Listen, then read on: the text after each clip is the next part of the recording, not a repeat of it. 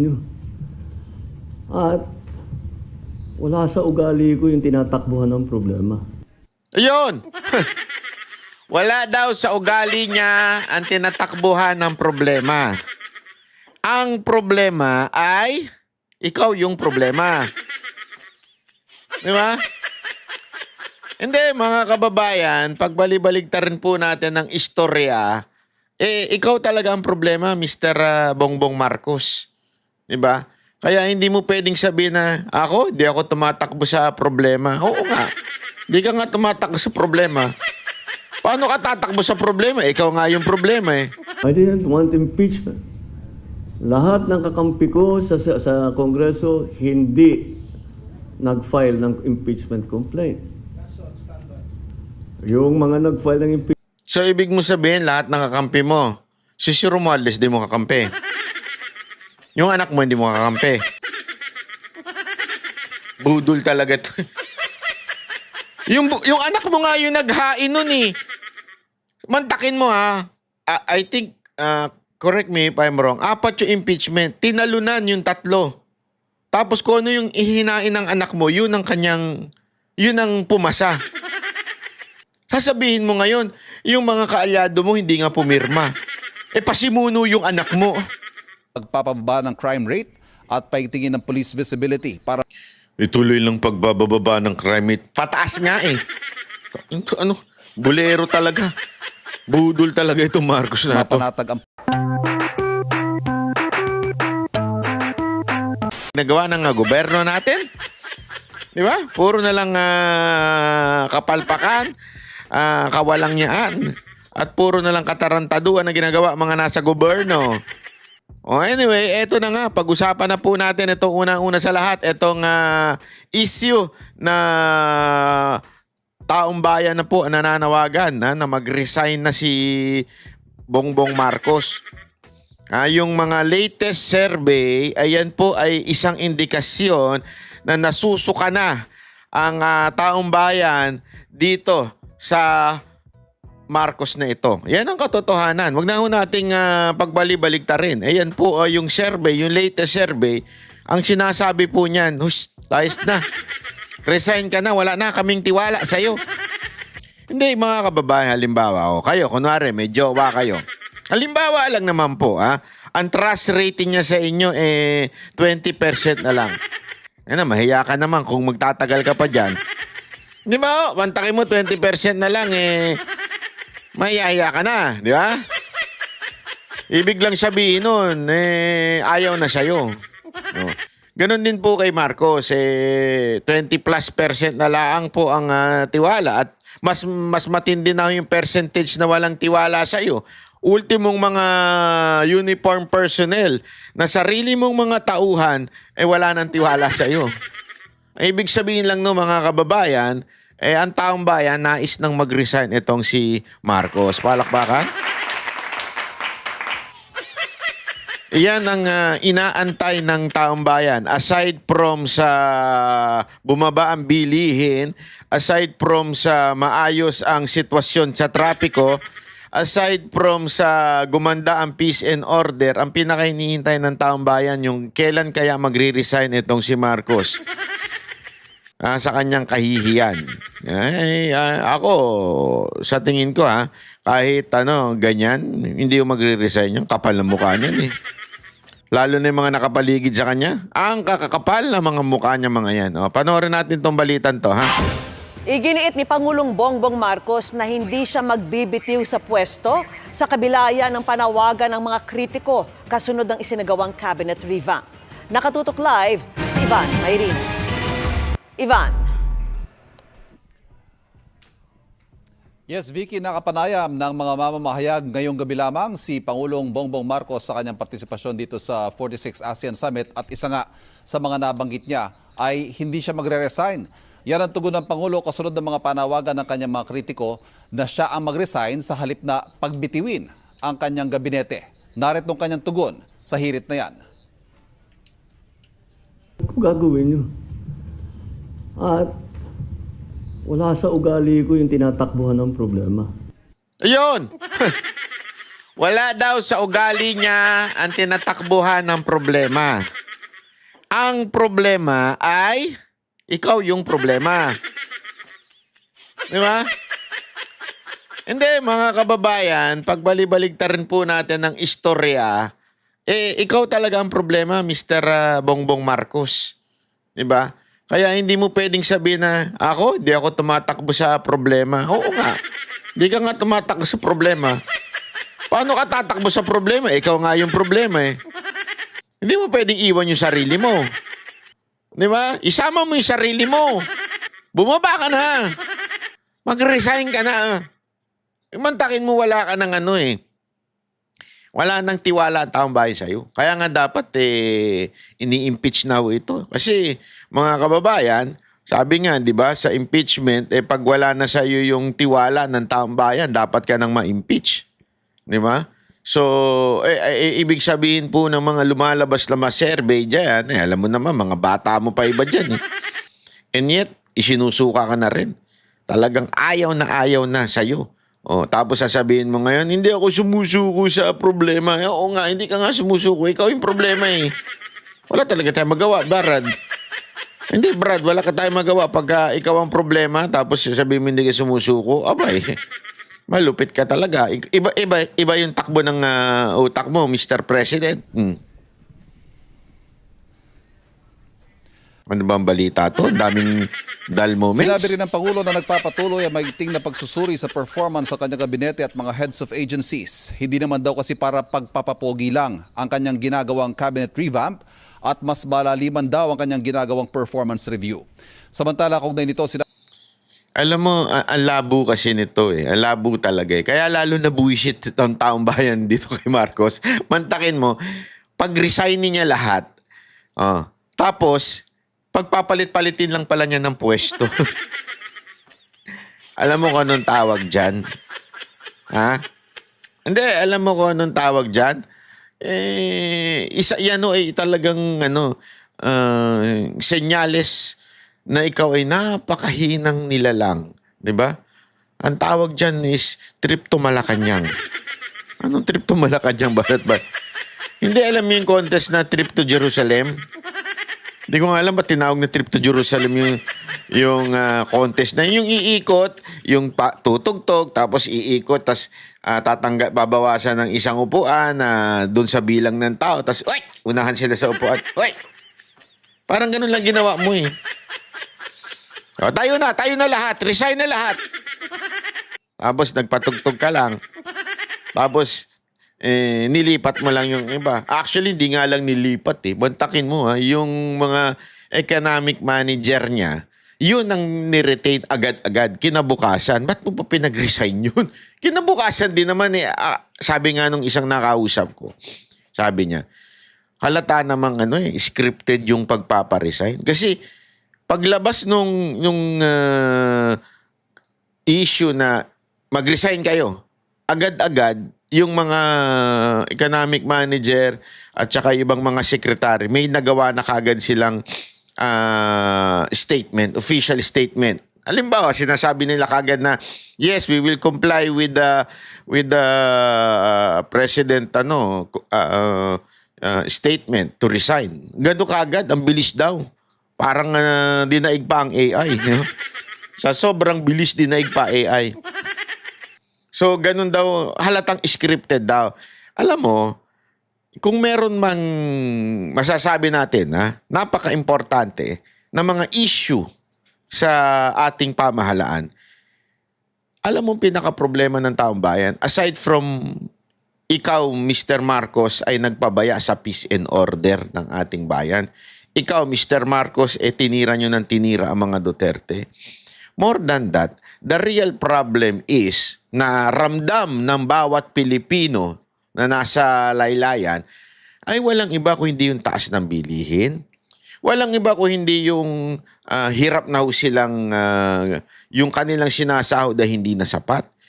Hirap na ho sila sa mga pang-chicha nila, pangkain nila.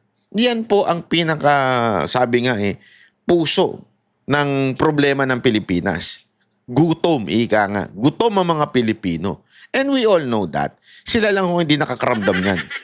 Panay ang ang party sa Malacanang Bupet ng bupet diyan. Di ba? Bupet ng bupet. Ay hindi nila mararamdaman yung gutom. Kasi nga hindi sila gutom, di ba? Yun ang problema talaga ng taong bayan. At napakalaking factor niyan, people of the Philippines, yung economic manager ng Pangulo. Why? Una, bumulusok ang budget. Questionable na nga yung mga blank doon sa budget natin, bumulusok pa. Yun na nga lang sa sa budget ng speaker, di ba? I mean, nung Congress pala. Sobrang tumaas na. Budget ng Office of the President, sobrang tumaas din.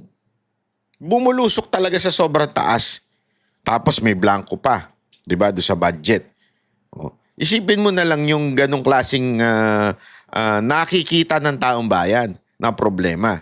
Dagdagan mo pa, lalong tumaas, bumulusok paakyat ang utang ng bansang Pilipinas. So, wala namang problema eh. Sabi nga ni Yorme, walang problema kung mangutang. As long as makikita at mararamdaman ng bawat constituent mo yung inutang. Naramdaman po ba? Hindi. Lalong nagutom ang mga Pilipino. Panayang import ng rice. Ano pa? Aside from that, hindi lang siya nagutom ang mga Pilipino, pinoproblema pa nila gamot. PhilHealth. Diba? Isipin mo, pinoproblema nila ang mga gamot na bilihin ngayon. Yung supposedly aayusin o yung dapat babayaran dahil meron na pong batas. Ano yun? Universal healthcare, di ba? Alam nyo ba na dapat wala kayong binabayaran? Alam nyo, yun ang nasa batas natin eh. Universal. Bakit ganun? Ba't di natutupad? Kasi hindi nilalagyan ng sapat na budget. Ay nako, di ba naman? Kung maaalala ko pa nga, yan nga yung isa sa mga nirereklamo ni Senator Bongo yung malasakit na wala ng budget, di ba? Ibig sabihin, talaga limitado lang yung budget. Hindi ko maintindihan. Nasaan ang prioridad ng gobyernong ito? Lalong-lalo nanto si Marcos the Jr. Di ba? Kasi simple lang naman po. Apakasimple.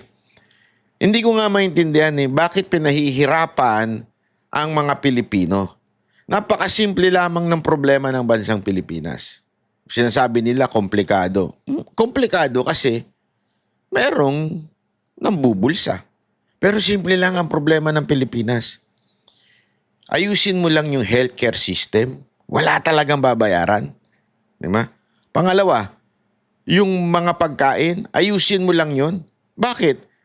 Remember, we are a country na supposedly maganda ang pag-produce natin eh. Matitindi ang ating mga farm. Pero bakit ganun? Kasi nga, hindi natin sinusuporta ng mga magsasaka at mangingisda. Nakakalungkot, we are an island. Marami tayong island. Imagine niyo yung magtataka kayo, di ba? Bakit sa Japan ganun ang mga isda nila? Di ba? Kaya nga marami susi-susi dyan tsaka sashimi. Bakit ganun? Kasi nga po, isipin nyo, yung itsura ng mapa ng Japan, isang pahabang ganun lang. Merong maliliit na island. Pero hindi ganun katulad ng Pilipinas na biak-biak talaga. Ibig sabihin kahit saan ka pumunta, meron ka makukuhanan supposedly ng isda. Bakit hindi tayo malago? O bakit hindi tayo maunlad pagdating sa isda? Dapat bumabaha tayo ng isda. Hindi tayo bumabaha ng isda. Bumabaha tayo ng basura. Bakit hindi isda ang bumabaha sa atin?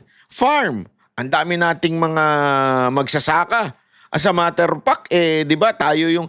Ito yung nakakalungkot Alam niyo ba na dati tayo ang tumutulong sa Korea? Sa Korea, tayo tumutulong, nagpapadala ng bigas. Sa Japan, tayo tumutulong dyan. Kasi mayamang bansa tayo sa bigas at saka sa kung saan-saan. Pero nung nangyari, tayo mismo, kailangan natin mag-import. You know why? Simple lang naman yan Gobyernong korap. Simple lang peace and order. Ayusin mo lang yung kapulisan. Kaya nga yan ang inuna ni Pangulong Duterte. Prioridad niya kaagad yan. Kasi kung walang peace and order sa bayan, walang stability. Ika nga, ibig sabihin, ayaw mamuhunan ng mga foreigner sa Pilipinas. Kasi nga, walang peace and order. Pupunta sila dito, papatayin lang. Hindi, mantakin mo merong pong nilabas ang US na tawag dito, parang advisory sa mga citizen nila na mag-ingat sa Pilipinas. Di ba? Bakit? Ramdam mo kasi nila yung krimen ay tumataas. Pero ano tayo? I-deny natin yan. Mismong PNP chief natin, dinideny yan. Saka nakakita na mismong PNP chief natin, dinideny, and yet, yung advisory ng iba't ibang bansa, ganyan sa atin. Oh. Paano ngayon magpupuhunan? Alam nyo, simple na nga lang to eh.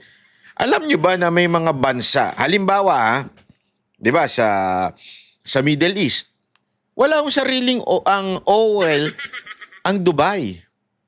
Di ba?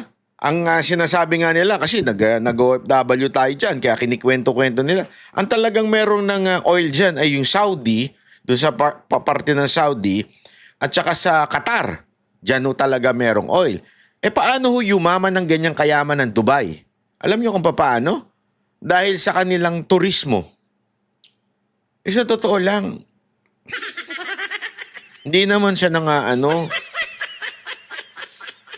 anong turismong meron dun? Puro sand. And I mean, matutuwa ka sa unang punta mo siguro doon. Makapunta ka doon sa mga sand dunes, magsasakay-sakay ka ng Land Cruiser, tapos magpapahilo-hilo ka. Tutuwa ka ng konti doon. Pero in reality, that's it. Diba? Ayun na yun. Punta ka ng desert, doon ka mag-camp. Para kang baliw doon. Sa Pilipinas, alam mo, pag ako natitingin ako sa TikTok, sabi ko nga, grabe yung daming magagandang place sa Pilipinas. Yung lugar na nasa ibabaw ng clouds, sa Rizal, ang dami pa eh. Di ba? Bakit po, ba't hindi pinupuntahan ng mga tao? Kasi delicates eh. May mga delikadong daan na pupuntahan mo. Tapos magaganda yung mga island, mga beach natin. Bakit di masyadong yung mga Pilipino? Mantakin mo, anak na senador, binugbog dun. Ito na lang simpleng-simple na lang. Sorry to say mga taga-Boracay. Lalo na po yung mga, ewan ko, dapat po pulis yan at saka yung local government nyo. Mahina, sorry mahina talaga eh. I mean, how can you experience that kind of violence? Diba? Supposedly, that place is a foreign-friendly tourism yan eh. So dapat, nababantayan niya ng husto para hindi napapahiya ang mga Pilipino. Diba? Bakit may maglalakas loob na bugbugin ng isang anak ng senador? Nakakahiya. Paano kung narinig ng international community? Hoy, punta ka sa Boracay. No, I don't want to go there. Hindi taga-Ateneo yung foreigner Boses taga-Ateneo lang.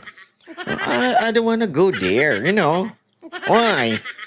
Kasi, because, the son of the senator was, was beaten up. How come? What kind of peace and order? Hindi, alam mo kung bakit? Natatawa ako every time pag pumupunta po ako ng Japan. Madalas tayong pumunta dyan. Halos bonbon, nandyan tayo. Diba? Alam nyo kung saan ako nag-i-stay, diba? Kabukicho. Sa Shinjuku. Pag sinabi mong Kabukicho at saka Shinjuku, maraming tataas ang kilay na mga bakit ka dyan? Ang gulo-gulo dyan. Ang delikado dyan. Ang dumi-dumi dyan. Sabi ko, eto na ba yung delikado sa inyo? Forbes Park pa ito eh. Sa lagay na ito, Forbes Park ito. Itong Kabukicho. Sa lagay na ito, BGC pa ito. Hindi, magulo dyan. So noisy, so maraming kalat. Hay! Hindi. Ay, sigurado ako yung mga taga-Japan, alam mo ito, di ba? Pag sinabi mong Kabukicho, parang hindi sa kanila yun ang hindi pinakamagandang lugar dahil una, red light district, makalat, daming umiinom. Pero yung safety, safety ka. Sabi ko nga sa inyo, kahit maglakad kayong lasing, bangengi, humiga na kayo dyan, kinabukasan, nandun yung wallet nyo, hindi kinuha. Yung cellphone nyo, baka sinoli pa. Kung sakaling nalaglag nyo, sosoli pa. Wala mamimitik dyan. Hindi pipitikin yung gamit mo, hindi yung pagising mo, wala na yung sapatos mo. Walang ganun. Diba? Ganun ka-safety dun. Sa Pilipinas, mantakin mo yung pinagmamalaki nating Boracay. Ano meron? Binugbog ang anak ng senador. Sagwa, Brad. Pasensya na sa mga kapulisan natin dyan sa Boracay. Hindi ko po kayo kilala. Pero bakit nangyayari sa inyo yan? Di ba? Bakit nangyayari sa inyo yan? Sa local government, sa mayor nyo dyan, anong silbi ninyo at nagbabayad pa kami ng kung ano-ano dyan pag pumasok sa Boracay? Ang dami binabayaran dyan Hindi mo alam, parang ang datingan yan, hindi one-stop shop One-stop pay. Bakit? Pagpasok mo, dahil binabayaran ito. Parang hindi parte ng Pilipinas. Mantakin mo, may iba environment. Ewan ko ba? Tapos, ganyan na ma-experience? Wala. Di ba? Kaya nga, mga kababayan, ang mga Pilipino, naririndi na sa nangyayari sa Pilipinas. Walang direksyon. Pabagsak talaga. Kaya nga, ako, nag-iinit ang ulo ko doon sa mga bayarang vlogger na tanso. Yung mga bayarang vlogger. Ang pilit yung pinagtatanggol, yung sumisira ng bayan natin. Pilit din yung pinagtatanggol ng dahilan kung bakit nagkaganito itong bansan to. Hindi na tayo proud. Di ba? Malalaman nyo yan kayo mga OFW. Kaya nga sinasabi nila, bakit maraming Duterte supporter na OFW? Kasi alam nila nung panahon ni Pangulong Duterte, maraming mga foreigner ang nagsasabing, we envy you for having a president like Duterte. We want a president like Duterte. Ganun ang mga foreigner nun. Yung mga pinagsisilbihan nating mga foreigner sa ibang bansa, tayo mga OFW, ganyan di ba? We're so proud. Ako nga, meron pa akong nakausap na Hapon na talagang tuwan-tuwa siya sa mga Duterte. Pero nung nanalo si Marcos, yung mga tanong niya sa akin, hindi ko masagot Kasi hindi ko rin maintindihan bakit nyo ginawa Sabi na, why did you vote sa son ng dictator na sumira ng bayan ninyo? After all the corruption na napatunayan, you still voted for the family. Nung sinabi sa akin ng isang kaibigan kong Hapon yun, isang doktor na Hapon, sinabi niya sa akin yun, hindi ko rin masagot. Hindi ko kasi masagot, bakit binoto ng mga Pilipino? Tapos sasabihin na naman nila, ito yung buwisit na buwisit akong sagot ng mga nabudol. Kasi in-endorse ni VP Sara Duterte, kaya namin binoto. So, naglilinis pa kayo ng inyong kasalanan? Sisisihin nyo pa si VP Sara Duterte? Kaya nyo binoto si Marcos? Hindi doon ako, every time na nakakarinig ako ng ganong klaseng palusot. Real talk tayo nakakabuisit. Bakit? Tangina, sisisihin nyo ngayon si VP Sara Duterte, binoto niyo si Marcos? Bakit? Kailangan ba package deal yun? Kailangan ba package deal? Kailangan ba pag binoto mo si VP Sara Duterte, kailangan mo iboto si Marcos? Diba? Ano to? Tanga na lang ba talaga tayo? Na every time kung sino yung kasama ni VP Sara Duterte, boboto natin? You understand? Wala na ba tayong isip? Ano, panatiko na ba talaga tayo? Are we saying yes to those who accuse us na we are fanatics? Mag-isip din po tayo. Huwag po tayong panatiko. Hindi porket inendorso ng Duterte, di ba? Alam nyo kung bakit?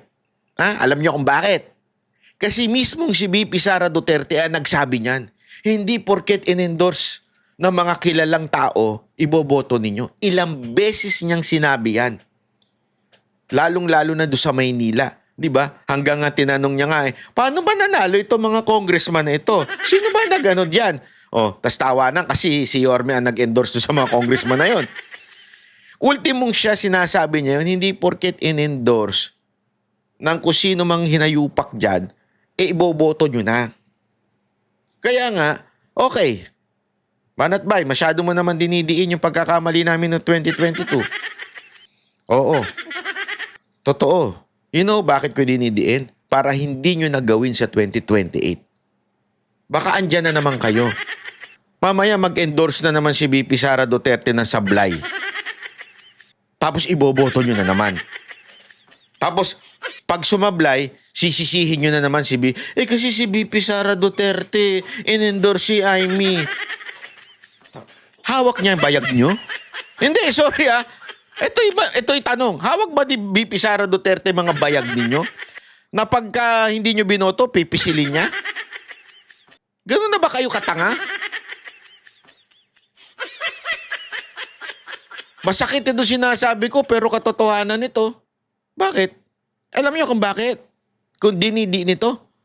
Dahil napahamak tayo.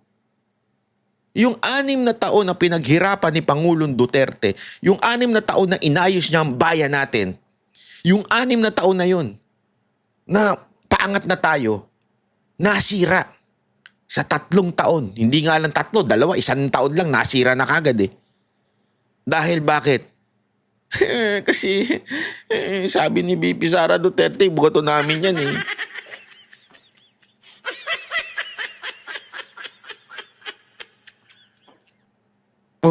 Sino ngayon na napahamak? Si Sara Duterte lang ba? Ano yung sagot niya kayo? Si Sara Duterte lang ba napahamak dahil sa hindi nyo pag-iisip? Hindi. Damay ang buong bansang Pilipinas. Damay ang lahat ng mga Pilipino. Damay ang lahat ng mahal natin sa buhay na ito. Sino pa damay? Ultimong nag-ayos ng bansa natin na si Pangulong Duterte na damay dahil sa pagkakamali ng mga bumoto kay Marcos.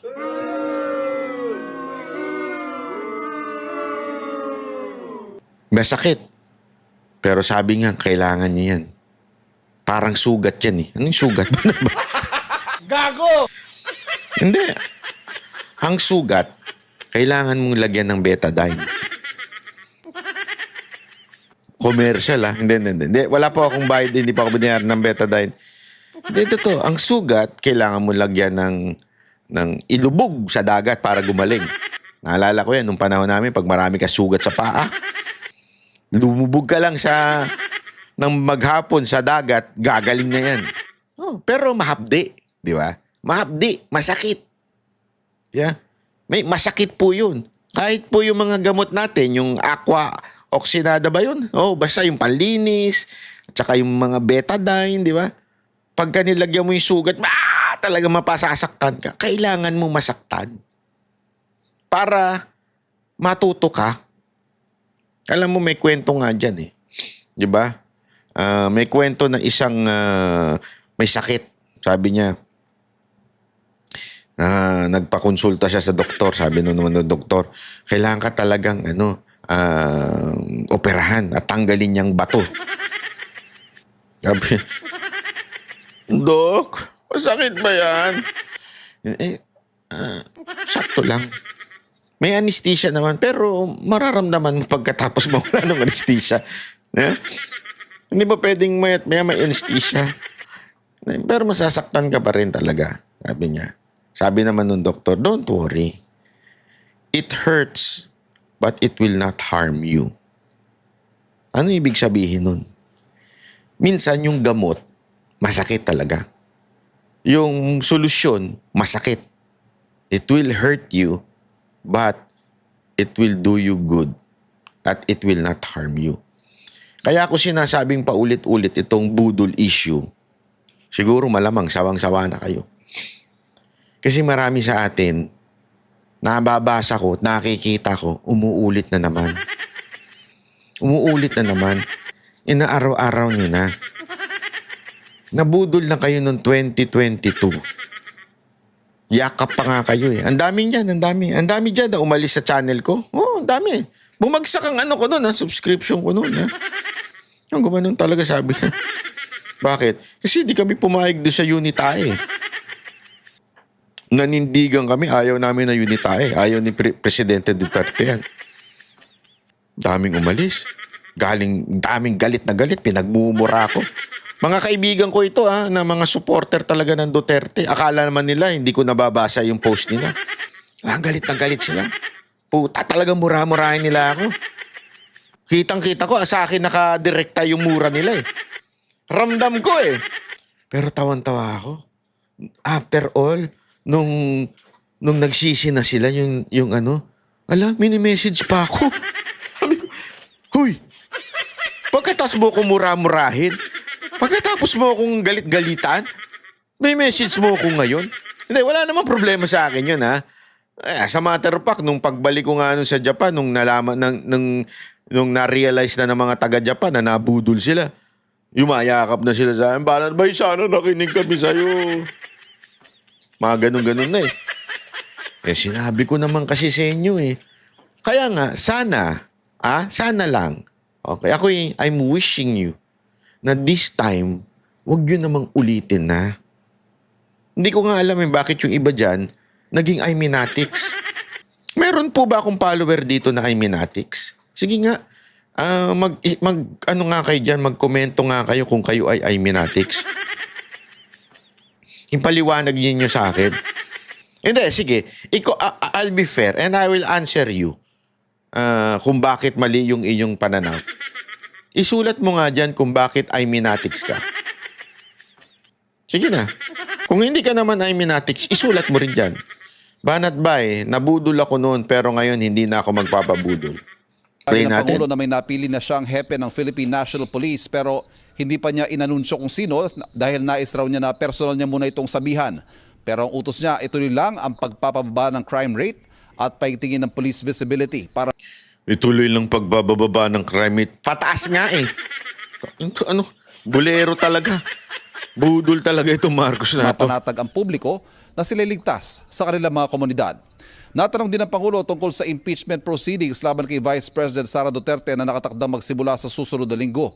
Ayon sa Pangulo, hindi nagbagong kanyang posisyon na ayaw niya ng impeachment pero kailangan na lang hayaang gumulong ang proseso. I didn't want impeachment. Lahat ng kakampi ko sa Kongreso hindi nag-file ng impeachment complaint. Yung mga nag-file ng impeachment. So, ibig mo sabihin, lahat ng kakampi mo, si Romualdez di mo kakampi. Yung anak mo, hindi mo kakampi. Budol talaga to. Yung anak mo nga yung naghain nun eh. Mantakin mo I think, correct me if I'm wrong, 4 yung impeachment. Tinalunan yung 3. Tapos kung ano yung ihinain ng anak mo, yun ang pumasa. Sasabihin mo ngayon, yung mga kaalyado mo hindi nga pumirma. Pasimuno yung anak mo. Budol talaga to. Ang bihira to. Nakakarindi talaga yung bunganga nitong presidente na to. Complaint, hindi mo masasabing kaya kong utusan o pagsabihan na ito yung gagawin mo. So, why do I have to keep explaining that I did not want impeachment? Kasi po, budol ka. That's the truth. Why do you have to keep on explaining it? Kasi your words, hindi nagre-resulta into action. Kaya pinaulit-ulit. Kaya nga sabi ni Claire, di ba? Ulit.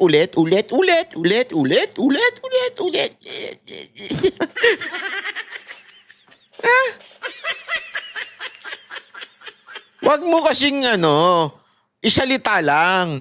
Kung talagang ayaw mo, pagalawin mo ang mga tauhan mo sa Kamara at saka sa Senado. Di ba? Wala ewan ko. Pathological liar talaga itong presidente natin. Puro kasinungalingan ng para bagang nasanay na siya magsinungaling ever since. Sa bagay, sabi nga nila, ang kapatid ng magnanakaw ay Hindi nyo alam yon. Yung quotation na yung kapatid ng magnanakaw ay mali kayo. Mali ang iniisip nyo. Ang tamang sagot dyan, kapatid ng magnanakaw is snatcher. Ano kinaugnayan nun? Wala. Sinabi ko lang.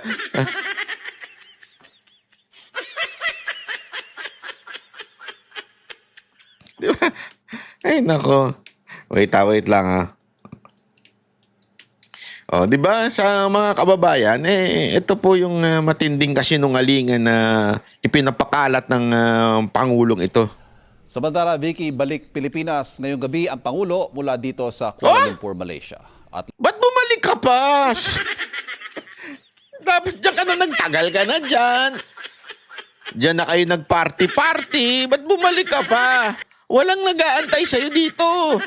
Ayaw ka na namin.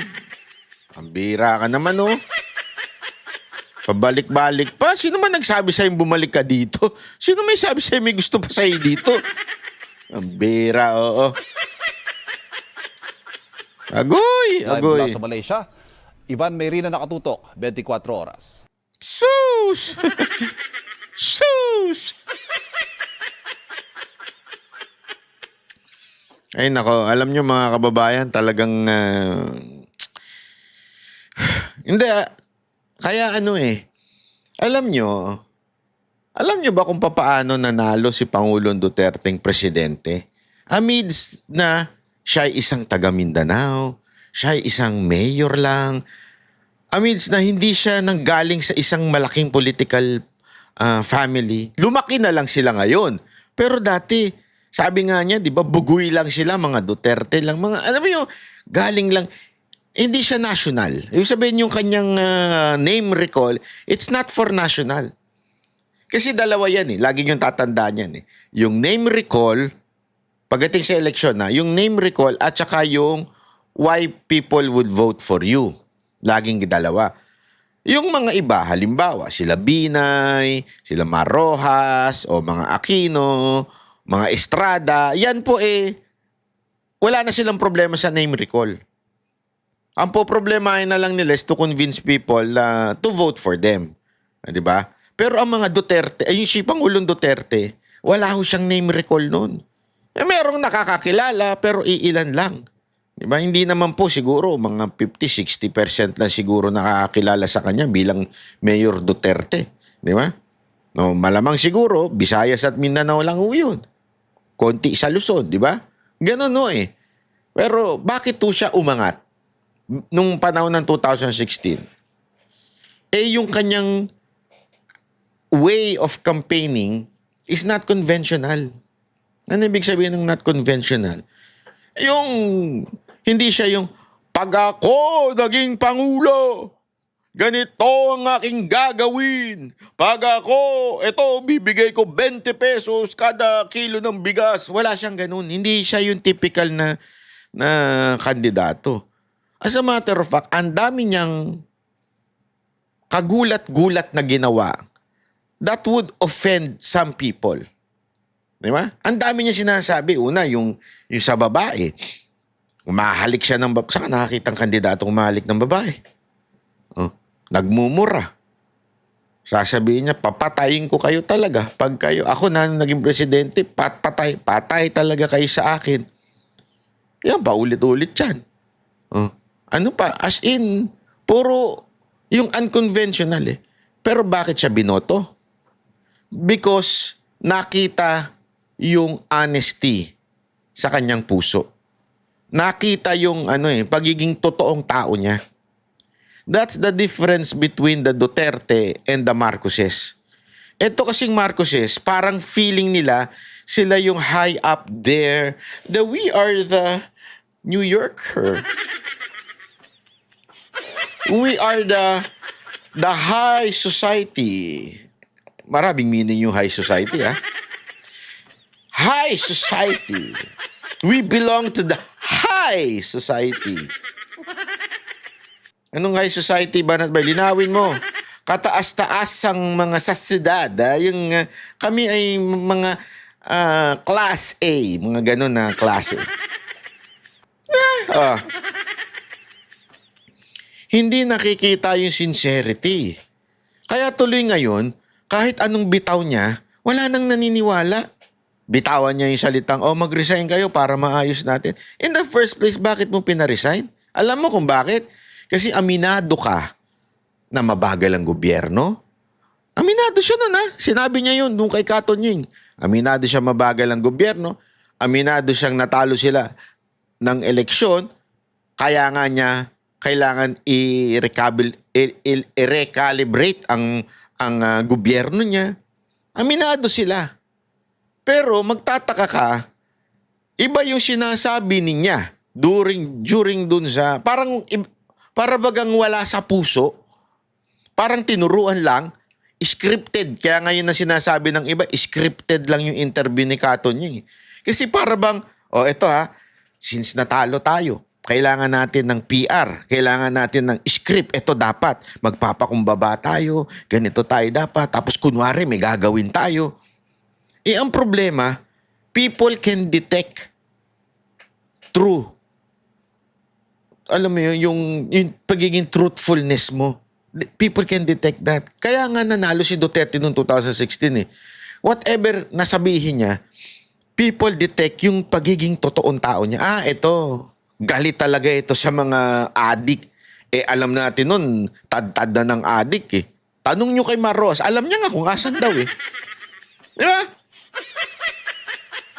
So, anong ibig sabihin nun? Kita ng tao eh, yung pagiging totoo ni Duterte. Dito kay Marcos, walang makita ang tao. Kasi every time bumubuka bibig niya, iba yung ginagawa niya kinabukasan. Impeachment, hindi daw niya gagawin. Pero yung anak niya ang nag-push. Yung sa ICC, hindi daw niya papapasukin. Wala daw siyang planong hindi niya papayagan. Di ba? Ano nangyari? Dinala si Duterte doon.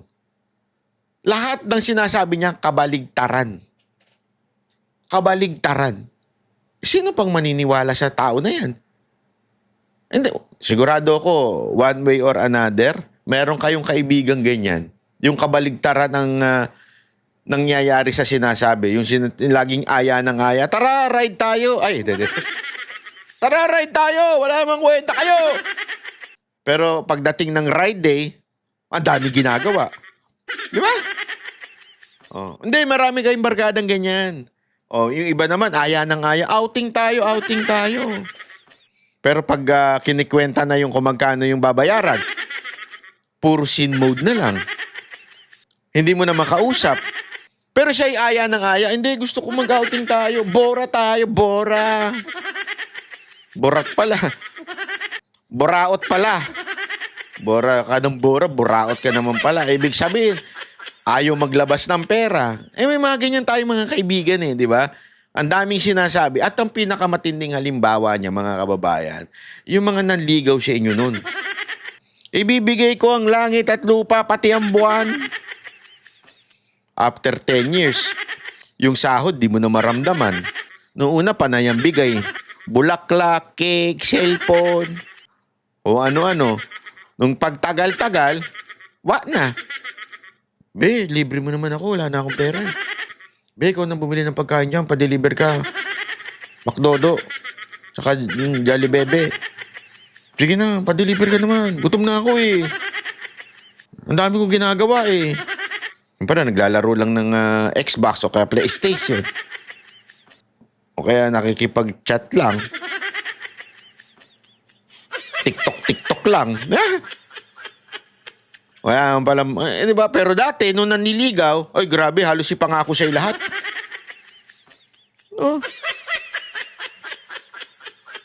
Ba't ko na naman na-bring up yan? Ganyan kasi si Marcos eh. Ganyan si Marcos talaga.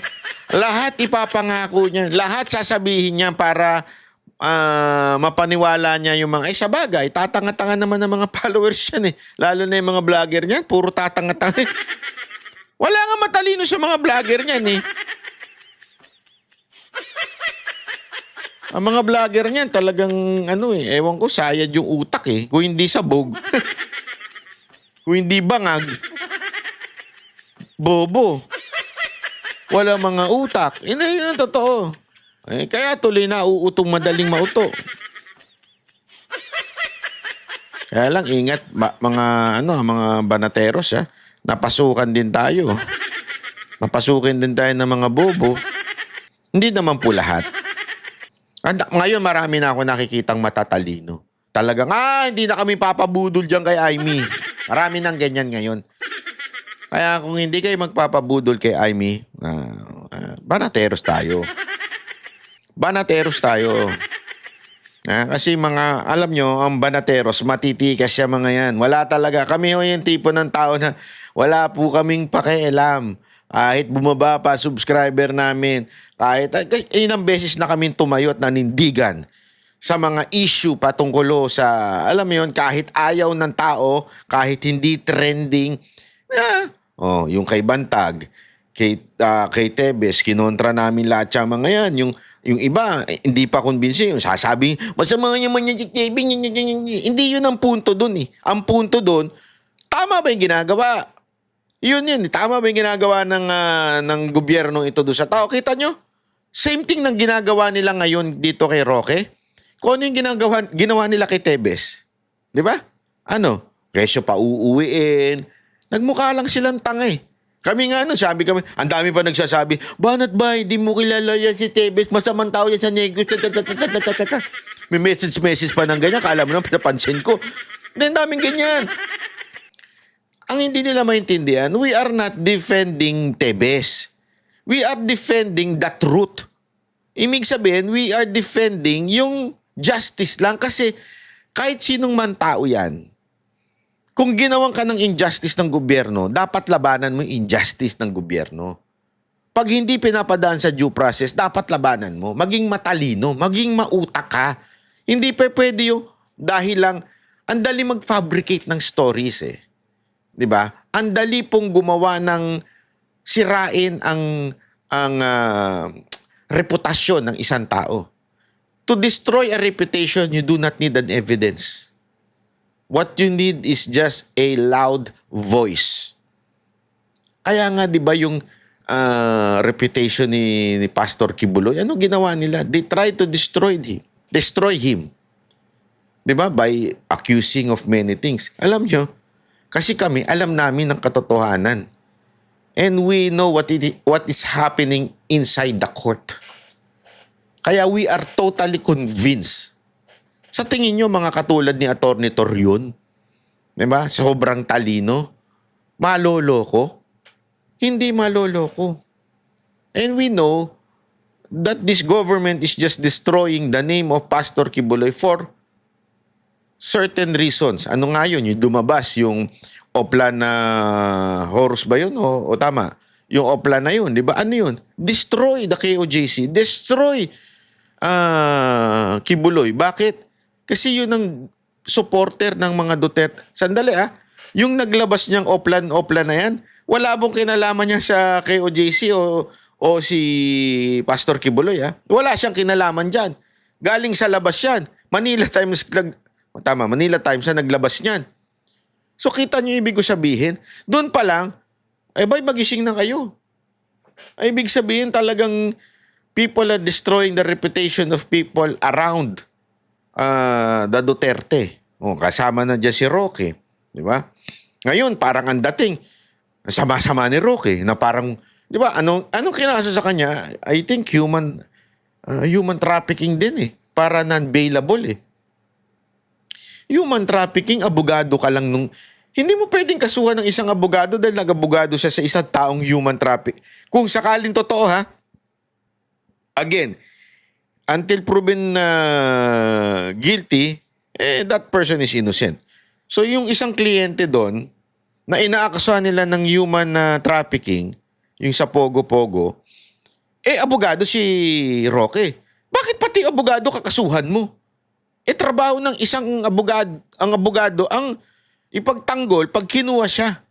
Whether the accusation is true or not, kailangan niya pong idepensa yun. Bakit? Trabaho niya yun. Or else, alam niyo ba na may batas sila na pag tinanggihan nila, kahit pa paano magkakaroon sila ng parang masamang ethics no, may tatamaan sila. Alam ko yun ang pagkakwento sa akin ng mga abogado kong kaibigan at mga abogado rin natin na hindi ka basta-basta pwedeng tumanggi lalo na kung na fulfill naman yung mga requirements o whatsoever. Kailangan mo talaga. And it is your duty bilang officer of the court, di ba?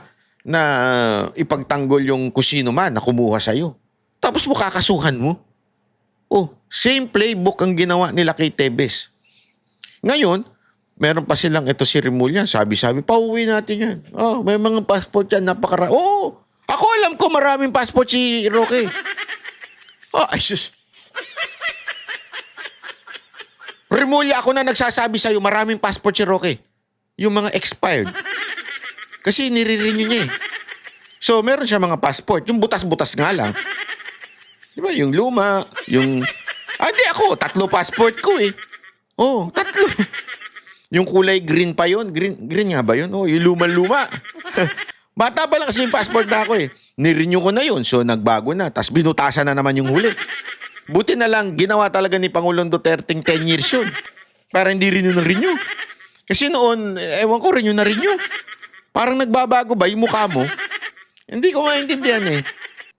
At least man lang kahit 5 years. So, di ba, ako 10 years bago talaga magbago. Kaya halimbawa, itsura ko ngayon. 20 years old ako, ganito na itsura ko. Ngayong 35 na ako, ganito pa rin itsura ko. Hindi mo nagbago. Dapat, magbabago lang yan pag may pinagawa ka sa mukha mo. Kasi, pagdating sa immigration, sa ibang bansa, passport.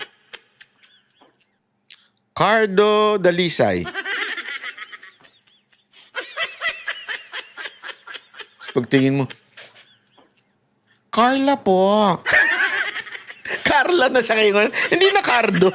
Carla na po ang name ko. Paano ka talaga? Hayop yan. Buhay nga naman. No? Hindi, alam mo, yun yung dapat magpalit ka ng kasi sa sobrang dami ng pinapagawa ngayon, hindi mo na talaga ma-recognize. Bawal pa naman mag-makeup pagka pwede, slight makeup lang.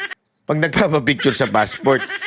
Minsan, yung itsura talaga nagbabago pag minake-upan. Alam mo, ang expert dyan, mga Japanese. Kaya ingat kayo.